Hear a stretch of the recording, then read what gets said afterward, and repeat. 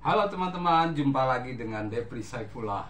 Salam olahraga, salam sehat selalu, dan terima kasih untuk teman-teman subscriber yang sudah ikuti channel ini untuk mengetahui kegiatan-kegiatan saya, ulasan saya di bola, ataupun kegiatan saya saat touring dengan motor. Kali ini saya akan membahas berita transfer yang terbaru, yaitu Anthony dari Ajax yang hampir resmi bergabung dengan Manchester United. Dia hari ini Selasa 30 Agustus 2027 sudah melakukan tes medis di MU. Jadi mungkin nanti malam waktu Inggris ya akan taken kontrak dengan MU. Dia diboyong ke Old Trafford dengan transfer yang fantastis, yaitu sekitar 100 juta euro. Kalau dikonversikan ke rupiah, bernilai sekitar 1,48 triliun. Wow, hampir 1,5 T loh. Bisa membiayai satu kompetisi Liga 1? Bisa saja ya mungkin ya. Tapi inilah fenomena jual beli pemain di Eropa saat ini. Semua ini terjadi saat pergeseran harga-harga pemain mulai terjadi saat Neymar pindah ke PSG pada 2017 lalu. Dia saat ini menjadi pemain termahal di dunia dengan transfer 222 juta euro saat itu dari Barcelona. Hingga saat ini belum ada yang bisa mengalahkan transfer itu. Anthony saat ini boleh disebut sebagai salah satu pembelian termahal di dunia saat ini ya, utamanya di Inggris. Dan ini fenomena menarik ya, karena beberapa klub di Eropa berhasil menjual pemain setelah mereka membelinya dengan murah. Ajax salah satunya ya. Anthony diboyong dari Ajax pada tahun 2020 lalu dengan transfer sekitar 15,75 juta euro saja. Bayangkan untungnya berapa itu Ajax ya, sekitar 84 juta euro. Dalam waktu 1 tahun saja harga pemain ini menjadi naik sampai 2 tahun ya, sekitar 2 tahun sampai 84 juta euro untungnya gitu, hampir 84. Jadi pemain asli Sao Paulo ini sudah memberi keuntungan yang begitu besar untuk Ajax. Fenomena ini juga terjadi dengan misalkan Real Madrid yang menjual pemainnya yang sudah tua dengan harga yang begitu fantastis. Casemiro dibeli dari klub Brazil dengan 6 juta euro, tapi dijual dengan 60 juta euro. Walaupun usianya sudah 29 tahun. Lalu ada juga Robert Lewandowski.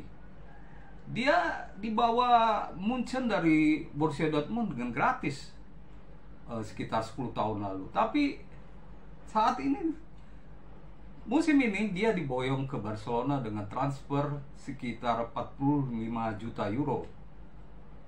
Ini fenomena bagus ya dalam jual beli pemain, karena beli murah jual mahal gitu.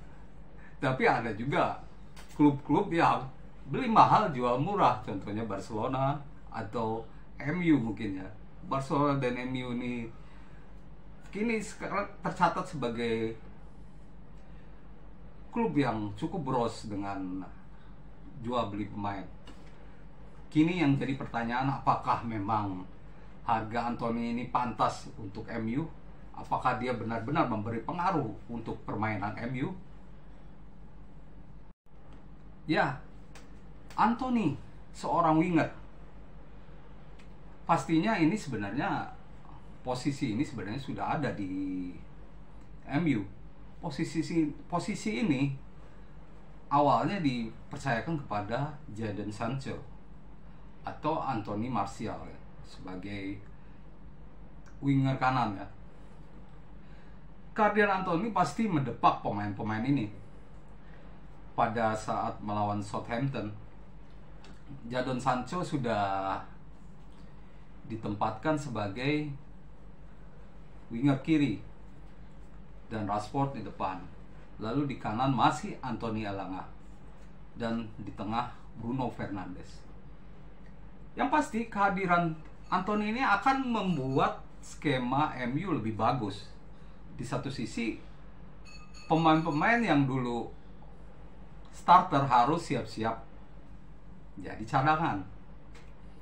Seperti diketahui, saat ini formasi MU lebih banyak menggunakan formasi 4-2-3-1. Di belakang ada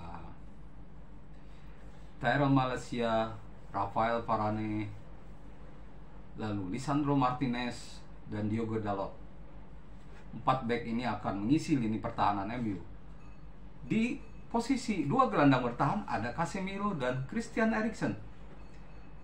Ini akan mendepak 2 pemain yang sebelumnya selalu menjadi starter, yaitu Scott McTominay dan Fred.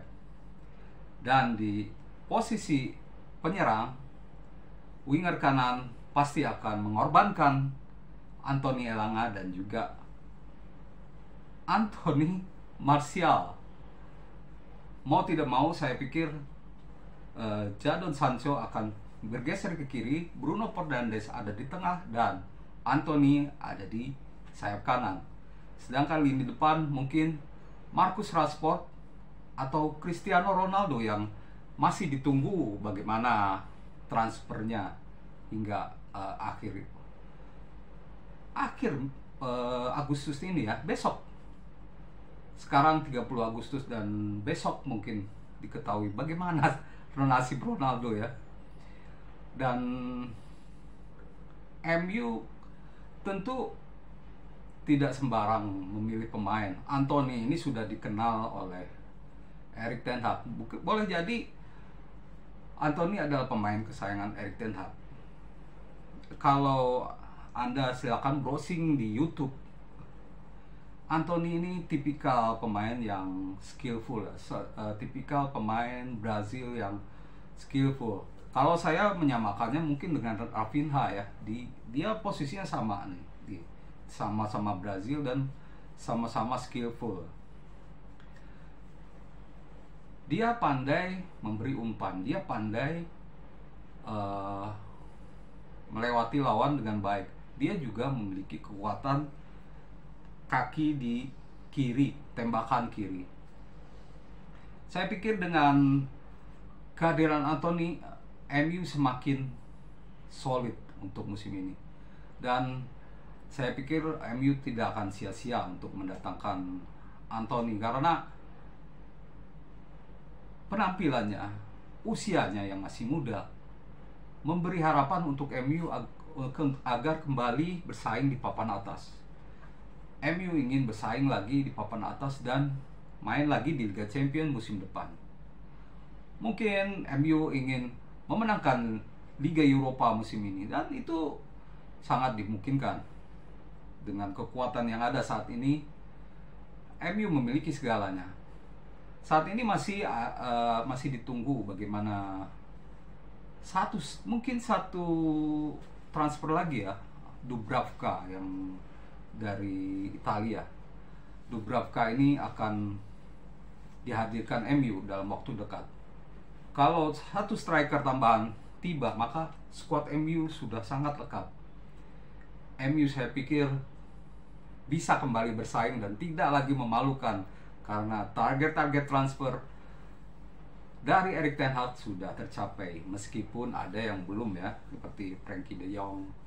Tapi saya pikir ini udah cukup untuk mengarungi musim ini. Demikian teman-teman, ulasan singkat berita transfer MU Anthony dari Ajax. Tunggu terus video-video berikutnya dari saya, dan salam olahraga.